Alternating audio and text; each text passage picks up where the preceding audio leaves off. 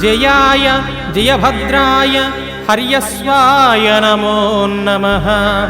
नमो नमः सहस्रांशो आदित्याय नमो नमः। नमः उग्राय वीराय सारंगाय नमो नमः। नमः पद्मप्रबोधाय मार्ताण्डाय नमो नमः। ब्रह्मेशानाच्युतेशाय सूर्यादित्यवर्चसे भास्वते सर्वभक्षाय रौद्राय वपुषे नमः।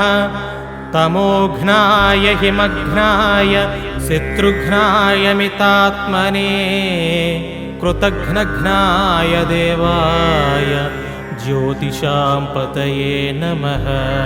तप्तचामीकराभाय वह्नये विश्वकर्मणे नमस्तमोभिन्निघ्नाय रुचये लोकसाक्षिणे।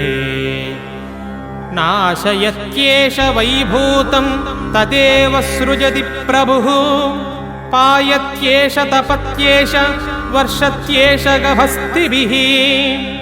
येष सुप्तेषु जागर्ति भूतेषु परिनिष्ठितः।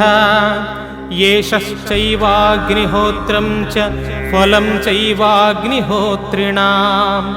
वेदाच्च क्रतवच्चैव क्रतूनां फलमेव च। यानि कृत्यानि लोकेषु सर्व एष रविः प्रभुः। फलश्रुतिः येन मापत्सु कृच्छ्रेषु कान्तारेषु बहेषु च।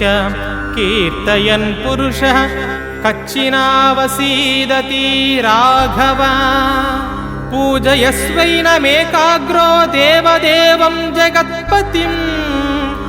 एतत्त्रिगुणितं जप्त्वा युद्धेषु विजयिष्यसि।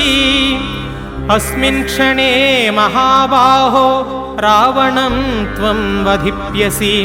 एवमुक्त्वां तथागस्त्यो जगाम च यथागतम्। एतच्छ्रुत्वा महातेज नष्टशोको भवत्तदा। धारयान्मास सुप्रीतो राघव प्रयातात्मनान्। आदित्यं प्रेक्ष्य जप्त्वा तु परं हर्षमवाप्तवान्। त्रिराचम्य शुचिर्भूत्वा धनुराधाय वीर्यवान्।